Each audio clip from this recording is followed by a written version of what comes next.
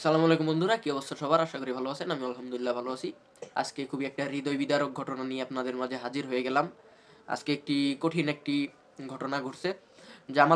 বাংলাদেশের জামালপুরে পবিত্র কোরআন শরীফ ছিঁড়ে ফেললেন এক যুবক। কত বড় নিষ্ঠুর, কত বড় বেয়াদব, কত বড় জালেম হলে এই কাজগুলো করতে পারে? আপনারা ভিডিওটি প্রচুর পরিমাণে শেয়ার করে দিবেন, যেন প্রত্যেকটা মানুষের ভিডিওটি দেখা উচিত। প্রত্যেকটা মানুষ যেন এই ভিডিওটি শেয়ার করে দেয়। কত বড় জালেম হলে এই কাজটা করতে পারে? আপনাদের পড়ে শোনাই আমি। স্থানীয় পুলিশও প্রত্যক্ষদর্শীরা জানায়, আকাশ মিয়া নামে ওই যুবক শনিবার বিকেলে তার পরিবারের কাছে নেশার জন্য টাকা চাইতে থাকে। টাকা না পেয়ে তিনি কোরআন শরীফ নিয়ে পাতা ছিঁড়ে ফেলে দেয় এবং বইটি ময়লাযুক্ত জায়গায় ফেললেন। স্থানীয় বিষয়টি জানতে পেরে রোববার রাতে আটক করে গণপিটুনি দেয়। পরে পুলিশ ও আইনশৃঙ্খলা বাহিনীর সদস্যরা ঘটনাস্থলে এসে তাকে থানায় সোপর্দ করে। আসলে দেখেন, আমি তো নিউজটা পড়লাম, আপনারা কি বুঝলেন?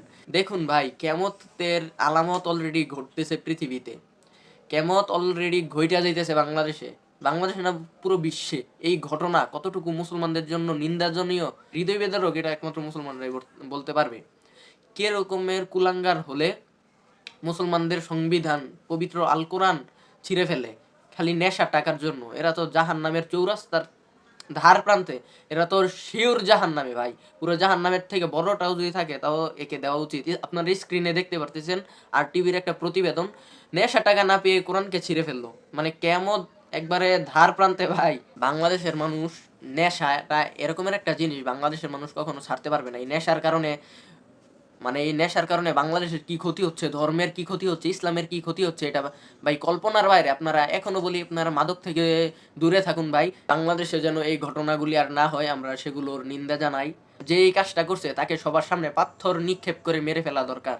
কারণ এই ধরনের অসামাজিক, এই ধরনের জাহেলি কাজ একমাত্র ইবলিশ শয়তানই করতে পারে। ইবলিশ শয়তানের কাছে এইসব কাজ মানায়, কোনো সাধারণ মুসলমান মানুষের কাছে এইসব কাজ মানায় না। আসলে কি একটা জিনিস দেখেন, তাকে দোষ দিয়ে আর কি হবে? দোষটা হচ্ছে সমাজের, দোষটা হচ্ছে আমাদের পুরো রাষ্ট্রের, যেহেতু এই রাষ্ট্রের থাকে। কারণ ওকে শুধরানোর দায়িত্ব ছিল আমাদের রাষ্ট্রের, আমাদের এলাকার মানুষের। কারণ রাষ্ট্র করে কি, রাষ্ট্রের যেসব নেতা বেতারা আছে, পাতি নেতারা আছে, এই পাতি নেতারা মাদক সাপ্লাই দেয়, মাদক ব্যবসায়ীর কাজ করে। এটা রিপোর্ট বলতেছে, মিডিয়ার রিপোর্ট। হ্যাঁ, এই মাদক খাইয়া পোলাপাইন এসব কাজ করে, পবিত্র ধর্মকে অবমাননা করে, কোরআন শরীফ নিয়ে তারা খেলা করে, কোরআন শরীফের পাতা ছিঁড়ে তারা ময়লার ডাস্টবিনে ফেলে দেয়। এই ধরনের কাজকে আমরা নিন্দা জানাই। এই ধরনের কাজ থেকে বিরত থাকুন।